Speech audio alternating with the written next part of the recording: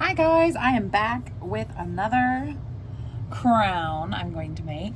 This time I'm going to make one with black silvery swirls with white and clear. And I want to make this purple, I think. Anyway, hopefully it looks really cool. It's going to be totally different than my other ones I've made. I've made very light colors with swirls, and this time I'm going to do kind of a dark, mysterious one with a purple crescent moon in there. So how I'm going to do that so that only the crescent moon is purple and not the rest of it is I'm going to paint the inside of this mold to the best of my ability with mica powder. So I'm going to use this mica powder that I got on Amazon that I can link in the bottom. I'm going to use Lavender Sunset. And then the silvery black, I'm going to use a mixture of this silver gray and some black mica. And white for the little swirls and some clear. So that's the type of resin I'm going to be using. So to paint the crescent moon in here, I'm going to grab my little floofy things. I don't know what they're called. They're sticks with floofs on the end. And I can link those in the description also. So all I'm going to do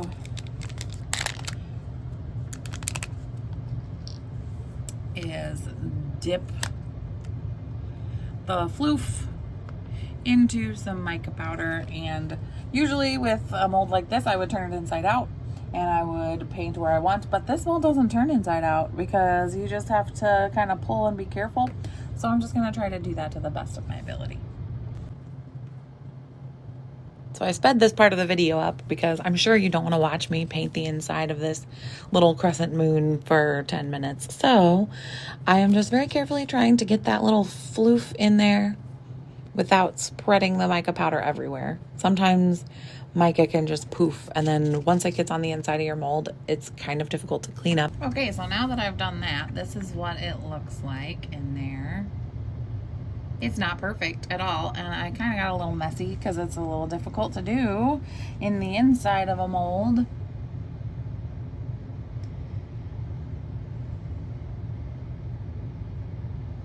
But I'm going to kind of clean it up, or try to clean it up with another one of these, because I can't really put tape in there. Usually I would take a piece of tape and try to get it out with a piece of tape so that this mica doesn't color the resin. And obviously, look, I mean, it wasn't too bad. I didn't like get it everywhere like usual,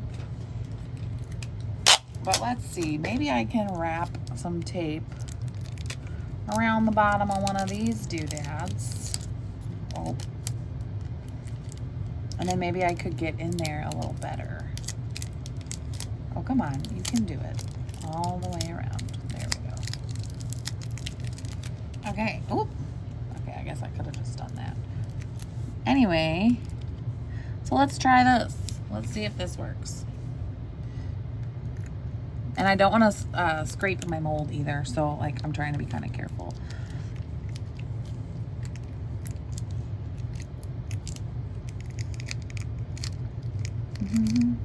Well, that kind of worked. Yeah. Okay. So I just took some tape about the same size as one of these little crystalies and put it in there. Actually smaller than the crystal, and then it's kind of taking out the mess that I made. So I mean, it's not perfect, obviously, but it's getting the job done, which is what I want. Yeah, so I'm just kind of cleaning it up with some tape. Tape is great for fixing your mica messes. Okay, well, now it's time to mix up the resin and get started.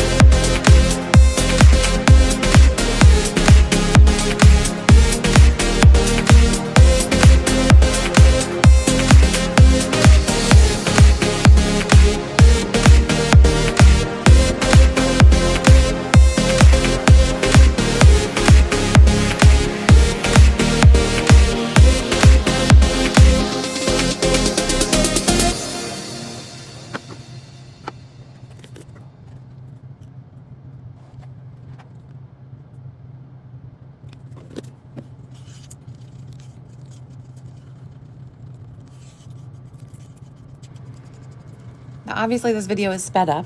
So now that we've had our dance party, we can finish doing these, and I've decided to add the glow-in-the-dark powder. I got this from, I believe, Hobby Lobby. And then I decided to add some more because you can never have too much glow.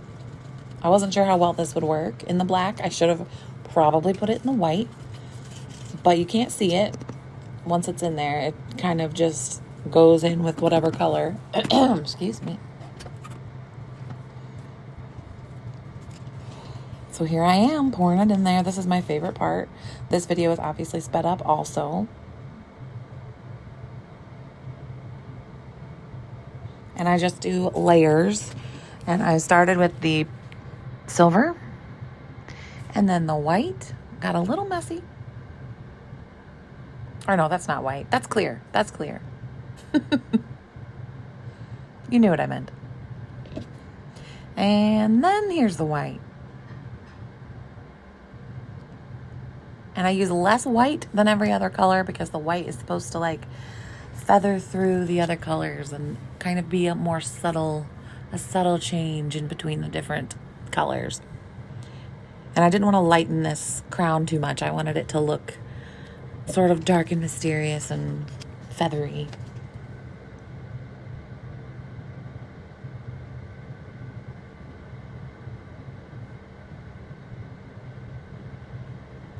And then I put more black in than every other color. Is silver and black a color? I guess silver's a color. I don't really know. Here's more silver.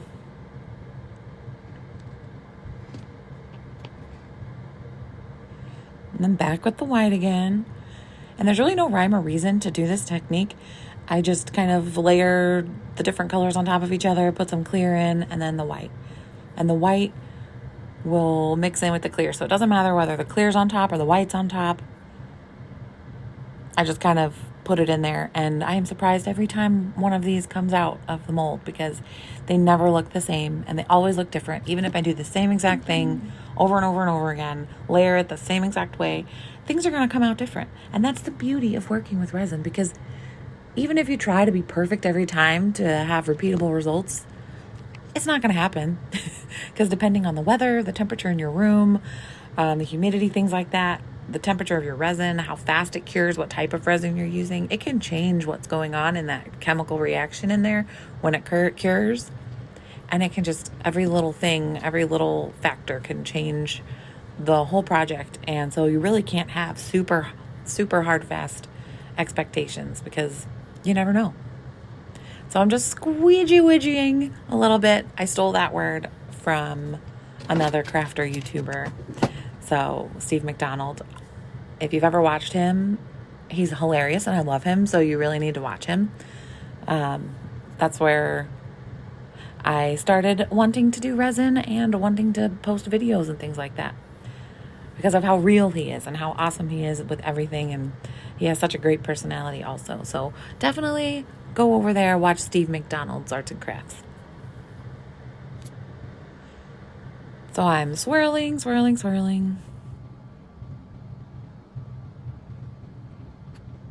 Just for fun. I don't know why. I just thought it would look cool. And it did end up looking pretty cool. So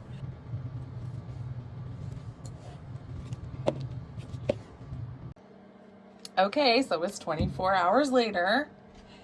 And we're going to try to unmold this. Now, if you remember from my last crown video, it was very difficult. And I still haven't learned my lesson because I still don't have any mold release.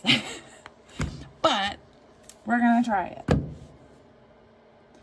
So we're going to do what I did last time and spray this soapy water in there.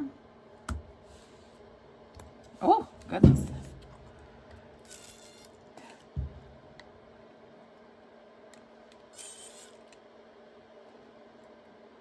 We're going to get it real in there. All right.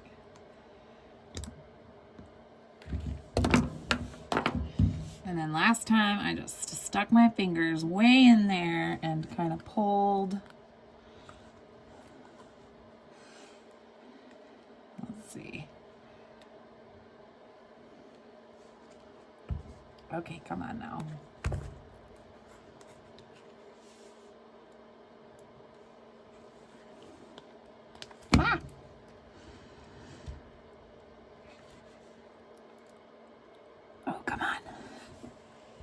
Oh, I should have learned my lesson.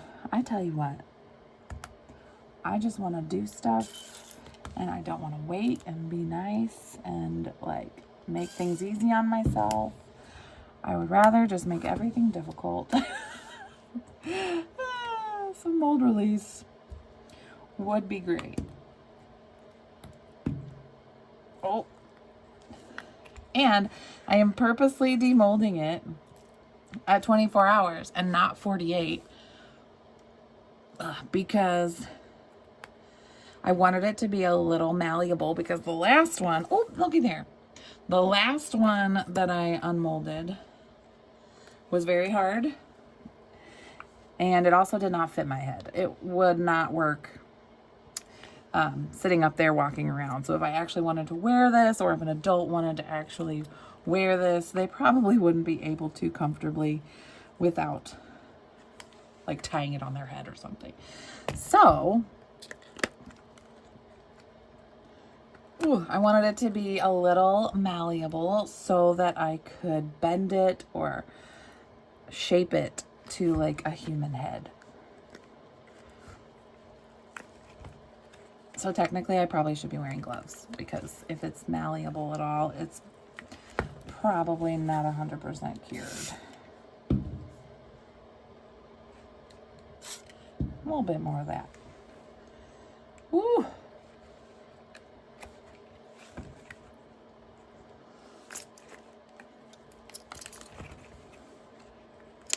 Ha ha ha! Okay, so look at it. So there is a little bubble in the end, like last time. Those little tips of that moon, I tell you. I put a toothpick in there. I don't know if that got on the video or not. And I tried to get those bubbles out, but really, it's just so difficult to get those little bubbles out. But the rest of the crown looks great.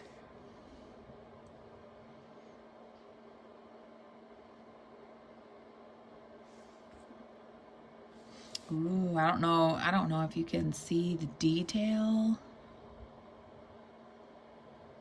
in there. Oh, but if you can see, it's a little malleable. So I think I can like shape it to be more oval instead of round, and then maybe it would sit on the head a little bit better. And then I can, once it's in the shape that I want, I can let it sit for a little bit longer. And I'm not leaving fingerprints or anything. I tested that before I started demolding just to make sure. But yeah, so I think that'll work. And then another idea, if this shaping it a little bit more oval doesn't work, I have another idea on how to make it fit a more adult head. But hopefully this will work. Look how cool. So I'm going to try to fix those little tips that obviously got a little bubble in there. And I'm going to take a nail file, just a regular old nail file, and just kind of file just the tip as good as I can, just to make it not so pokey, because resin can be quite stabby sometimes.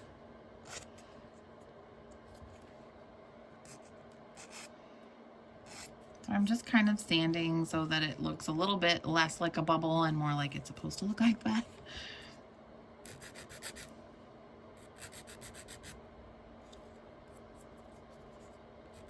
And taking off any super rough edges.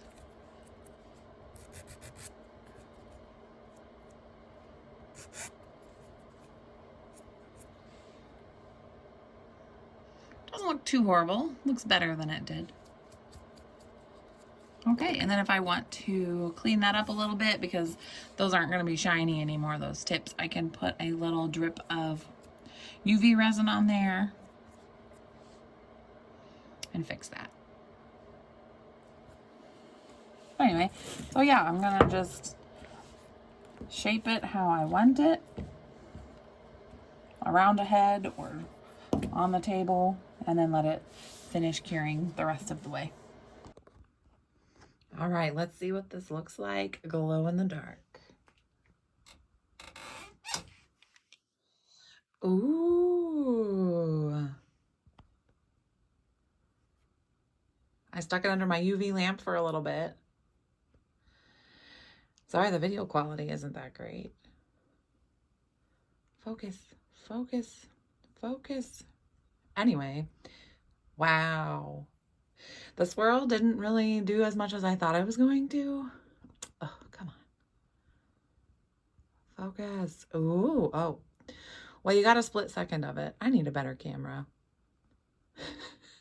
Like and follow this video so that maybe I can be monetized and afford a better camera. So cool.